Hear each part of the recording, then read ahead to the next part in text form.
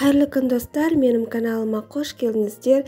Бүгін сіздермен қарапайым, жасалу жолы оңай, өзімнің және енемнің қатты жақсы көріп ішетін сорпаларымыздың бірі борщ пісіретін боламыз.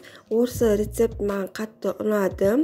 Жасап жүргеніме көп болды. Міндетті түрде осы рецептпен жасап көріңіздер. Түсі де осындай қызыл болып, қанық болып шығады.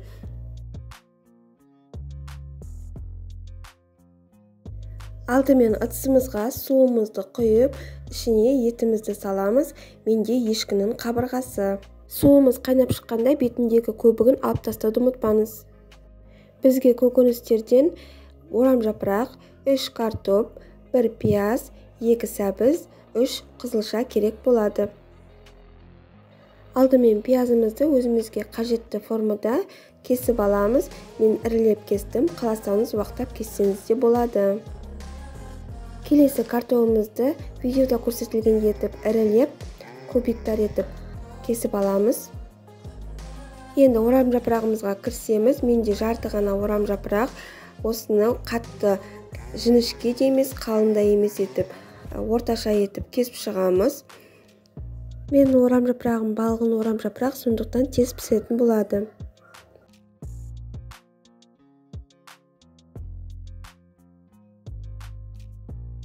Қызылша мен сәбізімізді алдын ала чөркіден өткізіп аламыз.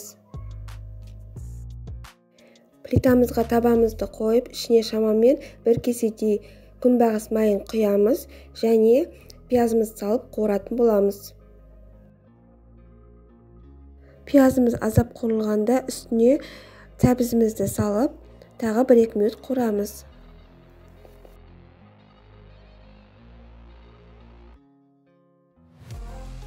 Келесі қызылшамызды салып, тағы да араластырып қуыратын боламыз. Бетіне шамамен 1 шай қасықтай тұз саламыз және 1 шай қасықтай толтырмай қант салатын боламыз. Бұл қант томат пастасының қышқылдығын дәмін жою үшін керек болады.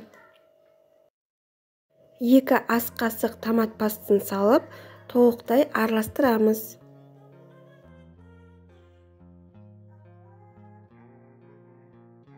Бетіне 2 ожаудай сорпамызды құйып, бетін жауып, 1-2 минутқа бұқтырып қоятын боламыз. Шамамен 1 шай қасықтай 9% уксус құятын боламыз. Ол біздің сорпамыздың түсі қанық болу үшін керек. Бетін жауып, толықтай бұқтырып қоямыз. Табамыздың астын сөндіреміз. Менің етім толықтай пісіп шықты. Етімді алып тастап, сорпаның ішін сүзгінің көмегімен сүзіп алдым.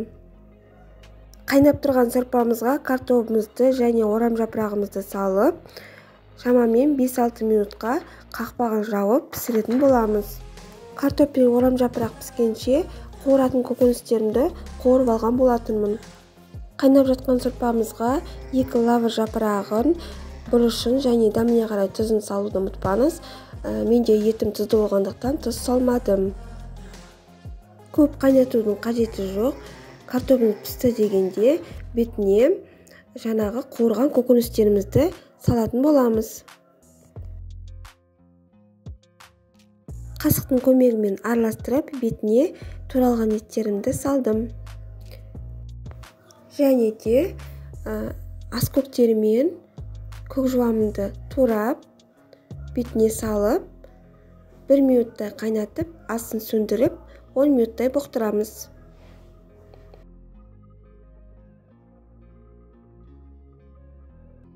Міне достар, менің сорпам дайын, дәмі деген керемет болып шықты. Түсі де өте әдемі.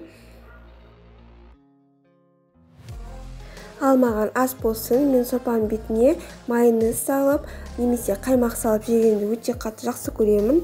Сіздің өз қалауыңыз, қалай араластырмасаңыз да болады. Достар, міндетті түрде осы рецептпен жасап көріңіздер, өкінбейсіздер. Менің каналыма тіркеліп, лайк басып, төменге өз пікірлеріңізді қалдырып кетіңіздер.